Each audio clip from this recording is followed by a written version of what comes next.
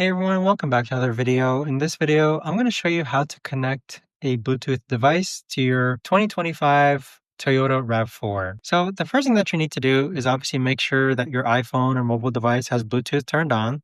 Then click on the gear icon right over here. Then scroll down to where it says Bluetooth and devices. Then click on add another device. And with that, do make sure that all other devices are disconnected before another device can be connected. But once you click on add another device, just simply click on OK, and it's going to click on search for devices, then you should be able to see all available devices that appear here. So once again, just make sure that your mobile device is turned on, its Bluetooth is turned on. Simply click on it here, and there you have it. But that right there, guys, is the best and easiest way that I know of to actually go ahead and connect the Bluetooth device to your 2025 Toyota RAV4. If you guys know of a better or easier way to actually do this, let me know in the comments down below. I would love to know.